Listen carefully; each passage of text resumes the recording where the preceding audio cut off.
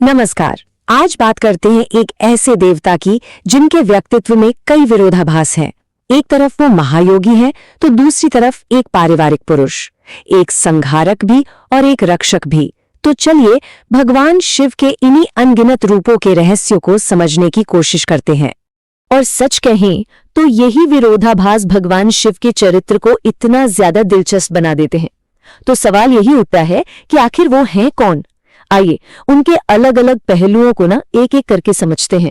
अच्छा, शिव को समझने के लिए सबसे पहले हमें ब्रह्मांड में उनकी जगह को समझना होगा।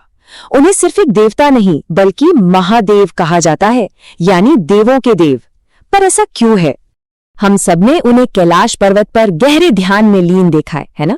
वो जो शांत ध्यान मग्न रूप है वही शिव का मूल स्वरूप है।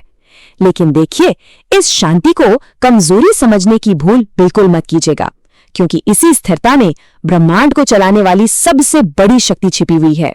इसे ऐसे समझिए, हिंदू त्रिमूर्ति में ब्रह्मा सृजन करते हैं, विष्णु संरक्षण करते हैं और शिव करते हैं संहार। अब संहार शब्द सुनकर लगता है कि ये तो अंत है, सब कुछ खत्म, पर ऐसा नहीं है। शिव का संहार असल में एक परिवर्तन है। ये कुछ वैसा ही है जैसे किसी पुरानी इमारत को गिराकर एक नई और बेहतर इमारत के लिए जगह बनाना। ये एक रचनात्मक शक्ति है। तो ये तो साफ है कि शिव के पास अपार शक्ति है, लेकिन सवाल यह है कि उन्होंने इस शक्ति का इस्तेमाल कैसे किया। उनकी कुछ सबसे जानी मानी कहानियां असल में उनके रक्षक वाले रूप को ही दिखाती हैं।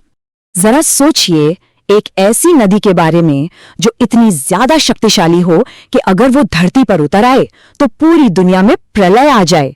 राजा भगीरथ ने गंगा को धरती पर लाने के लिए बहुत तपस्या की, पर असली सवाल तो ये था कि इस भयानक शक्ति को संभालेगा कौन। और यहीं पर शिव ने अपनी महानता दिखाई। उन्होंने गंगा नदी के पूरे तूफानी वेग को अपनी जटाओं में ही समेट लिया और उसके प्रवाह को एकदम शांत करके धरती को एक बहुत बड़े विनाश से बचा लिया।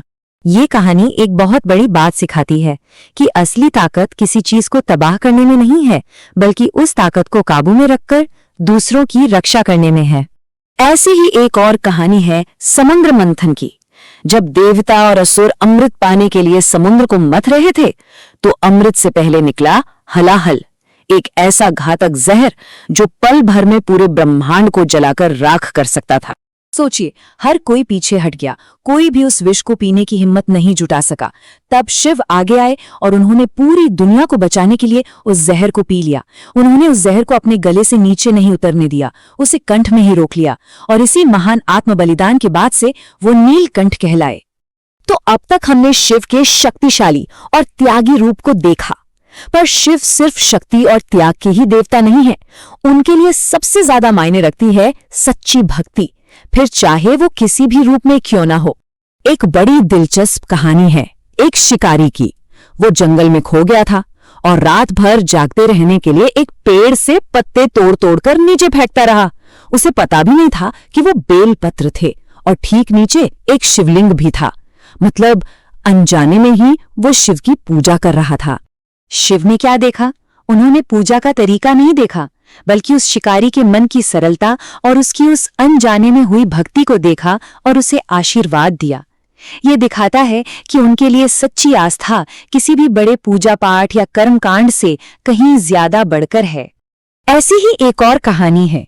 एक गरीब आदमी था जिसके पास भगवान को चढ़ाने के लिए रोज सिर्फ एक फूल होता था, लेकिन वो उसे पूरे मन से, पूरे प्रेम से अर्पित करता था। वहीं दूसरी तरफ एक अमीर आदमी था जो सोने चांदी के ढेर लगाता था। तो शिव ने किसे चुना होगा? बिल्कुल उस गरीब आदमी को, क्योंकि उसकी भेंट में दौलत का दिखावा नहीं था बल्कि दिल की सच्चाई थी।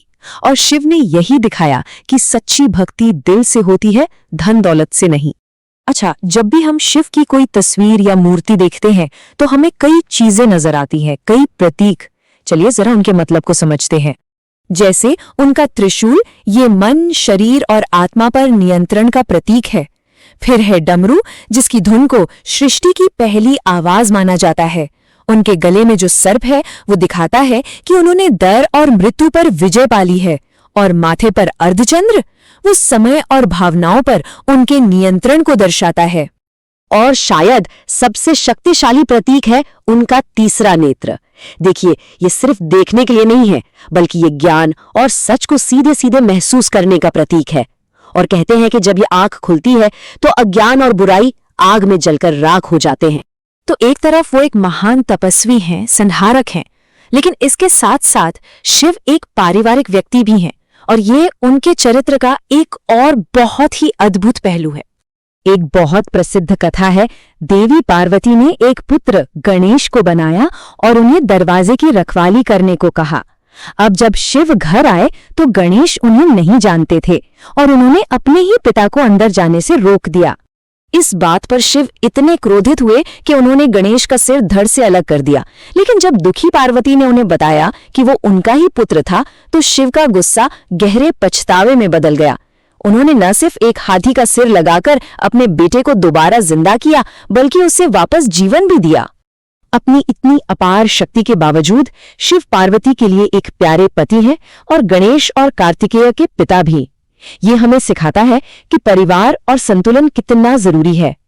ये कहानी दिखाती है कि सबसे शक्तिशाली होने के बावजूद प्रेम और परिवार के रिश्ते कितने मायने रखते हैं।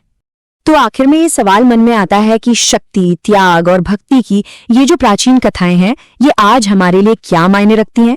ये हमें संतुलन और मन की शांति की तलाश में कैसे रास्ता दिखा सकती हैं? आज की इस भागदौड़ भरी दुनिया में इन कहानियों से मिलने वाली सीख पर सोचना शायद पहले से कहीं ज्यादा जरूरी हो गया है।